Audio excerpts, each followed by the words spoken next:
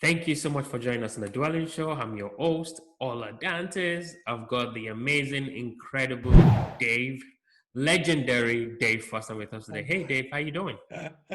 I'm doing great, but I've reserved the word amazing for my wife. You're a smart man. There you go. So, Dave, obviously, some people might know you've seen your name on bigger pockets. Obviously, you're very, focused on 1031, but I kind of want us to just have a brief conversation today. So, can you just tell our listeners a little bit more about who you are, what you've been up to, and kind of what you've been up to lately with everything going on? Right. Well, we're going to probably jump into some of that later. You and I were both talking about how this pandemic has affected. Although, Ola, your hair looks great. What's up with this? I actually I, have some clippers, so I tried to cut my hair. It was horrible, but I tried. As you can see, I did a horrible job. But I hey, had to put all the sharp objects up because we've got two teenagers at home wow. and they're going stir crazy. So we've had to be careful with that. Yeah, I think I describe myself, I'm an accountant with a marketer's heart. Because although I live in the world of accounting, I love the art of the deal, and it's the people component. And as a real estate investor, that's huge. The people component in coming together and making deals work, buying, selling, creating win win situations. That's the stuff I love. Unfortunately, my upbringing and education have caused me to live in the number crunching Excel side of it. So I think that's probably the brief description of who I am. Awesome. Okay, sure. Let's jump right into it. So, real estate. How did you get into real estate? You talked about, a bit of accounting, but then you're a marketer at heart. So, how did your journey begin, in real estate? Yeah, I'm one of those people that you almost would call an accidental investor. It was This is going to go way back into the '90s. My wife and I were both in pretty high pressure corporate jobs, and an amazing thing happened. Son number one, and this little baby came into our lives, and these kids are like TVs that you get at Best Buy. You just want to set them on the ground and watch them.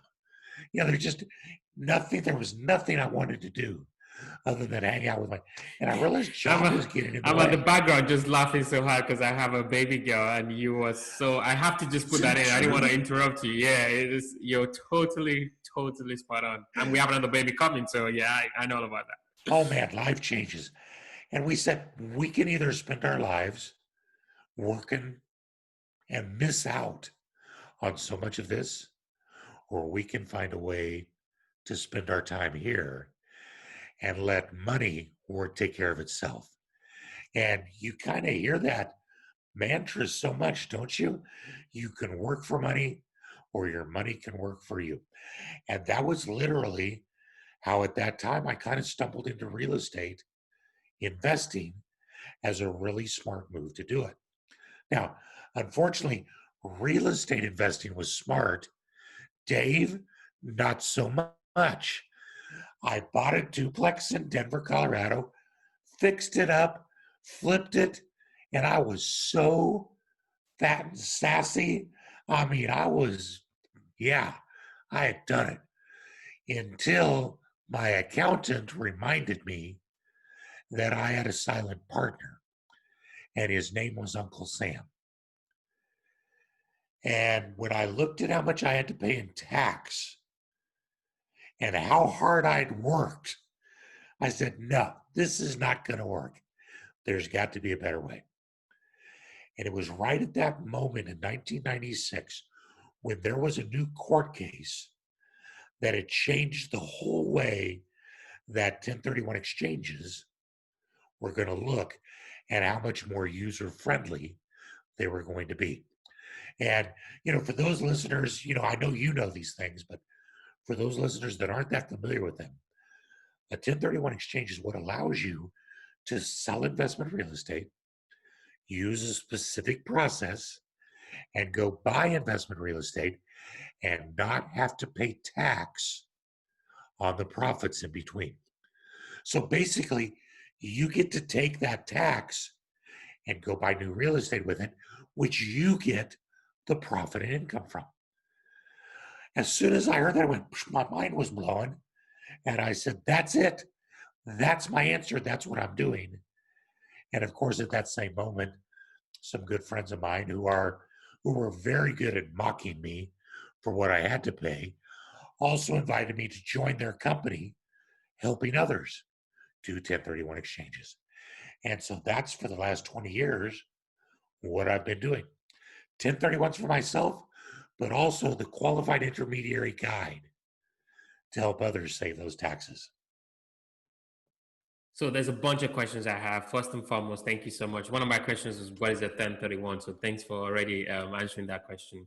The other thing that the average girl or guy out there listening to our conversation, Dave, would be thinking is, wait, hold on a second. So you're telling me when I sell my real estate, you know, for the most part, commercial real estate, I can not pay taxes because I take that money and put into the next deal. Wow, why would the government allow me to do this? Is this even legal? Yeah, So wow is right. yeah. So what are your thoughts on, the average guy or girl walking on the street, they have no idea about real estate investing, but just thinking, wait, why would the government allow this? And is this even legal? What would you say to that person? Sure. Well, this is actually one of the original parts of the IRS tax code. It was put into place in 1920. And the reason for it was not that anybody can remember that, but you read from the textbooks that back in those days, America was growing rapidly and we were in the middle of the agricultural revolution. So there were a lot of farmers that were trying to grow their holdings, and they had plenty of land, but they did not have cash. So rather than cripple them by taking the tax out of the deal, the IRS put this provision into play so that they could sell their land and go buy more, better, bigger land and not have to lose the tax dollars on the profits. So it's really just an incentive to help farmers and industrial owners, people that own factories and heavy equipment. The problem was that the only people who could really do it for decades were those who had really good lawyers because the law was not understood. And round about 1980, there was a guy, and we probably should erect a plaque for him somewhere, but his name was Starker. And what he did was he said, I'm going to challenge this. And he sold a large piece of holdings. And he had the company that he sold it to hold on to his money while for the next 18 to 24 months, he went shopping and he bought all kinds of new properties. And he said, I think I did a 1031 exchange. The IRS disagreed. And for the next 20 years, they danced it out in court. So, and now once the IRS lost, that's what allowed for the new rules, which let people like you and me do it. And it's as simple as that. Hold on, I got to ask you, can we see her? Is your daughter there? Come on. Yes. Yes. There she is. Hi. Oh, she's beautiful. I think this What is is her the name? Her name is Temi Lola. I think this is the second time she's featured on the Dwelling Show. But yeah, that's her. That's my baby girl right She's the star of the production. here. She is. So if somebody's listening to us and thinking, well, Dave, I'm just a little guy. I'm not thinking about, selling my land or selling this big commercial building I have to the next one. Would, even though I want to do that in the future, from your experience with a duplex in Denver, would you advise somebody to start small to buy a duplex to get themselves going in the real estate investing game? What are your thoughts on that? Yeah, there's so many paths to wealth in real estate that's really almost a conversation. I don't even know where to begin with the answer because each person's going to have their own different path. But the one thing that is cool is that with the current law for 1031 exchanges, whether you're investing in large apartment complexes or duplexes or single family homes or just land. The 1031 exchange can be used and let you defer the tax on that. So thinking about the import of that, how consequential is that? If you've got $100,000 profit on a piece of property, your tax could easily end up being $20,000 to $25,000 by the time you include your state and federal and everything. What could you buy for $25,000? Well, that's another down payment on a property that you start to generate. I do a graphic in my education classes that shows what happens when two investors sell and buy the identical properties throughout 20 years. And the only difference is whether one of them does a 1031 and is able to buy more property, but has the tax looming, or the other one pays the tax as they go. And at the end of 20 years, the one who keeps deferring the tax and buying new property has several million, yes, $1 million more in real estate than the one who pays the tax. That's how important that deferred tax can be, or as Albert Einstein had called it, compound interest. Because while you're getting the use of the tax, you're getting the income from it. And every time you roll it forward, you continue to get it. Wow, So whether you're fascinating. small or big, Yeah, great tool. fascinating. So you also mentioned as you were talking and describing the 1031 exchange process, a qualified intermediary. For somebody listening that's never heard that term before, what does that mean, and how does that fit into the 1031 exchange program? Right. So the 1031 is a very specific process, and it's hugely regulated, and it has to be done exactly the right way. The first and foremost requirement is that you can't do it yourself. You have to use the services of what is called a qualified intermediary, who's going to be your guide through the process, document the process, and hold on to the proceeds in between the sale and the purchase. The cool thing for the investor is that the process for you is really no different than what you normally do. You market your property for sale, you maybe hire a realtor, you get a contract, you sell it, then you go shopping for your new property, you get a contract and you buy it. Everything's exactly the same. The difference is what happens in the middle, and the QI is the guide for you on that. Awesome, fantastic. So, I mean, we can keep going on and keep talking about 1031, but I think we kind of, as we're wrapping up here, just one question. COVID-19, that obviously, I think we can't get enough of it. Talking about it at least. So that Yeah. also caused a little bit of a change. I mean, obviously, with forbearance coming in for multifamily owners like myself, and for 1031 exchanges as well. So can you just kind of talk us a little bit through how that process changed a little bit with Yeah. the Well, impact of another COVID? one of the interesting things about 1031s, or it's not so much interesting as it is another one of the hoops, is that there's very specific timing requirements. One of them is that from the day that you close your sale, you only have 45 days to identify your potential replacements, and you only have 180 days to complete the process. So usually investors are sweating bullets, right? Trying to find the property, get it done, all that. Very, very seldom at certain points in history, the IRS has given extensions to those dates. You've known a couple of them because Houston has experienced a few hurricanes. Um, the COVID-19 pandemic has been the next one. And so what the IRS has done is allowed anybody who had a property closing that would have created either a 45-day date or a 180-day deadline that fell between April 1st and July 14th. Their new 45-day date or 180-day date is now July 15th. So it's kind of cool for a lot of our investors that maybe closed a property around the 1st of March. Their 45th date would have been like April 15th. But because of the extension, they now get until July 15th to shop around for their potential replacements. What an advantage that might be. I don't know what you're starting to see out there, but we're seeing a little bit of softening in certain parts of the market.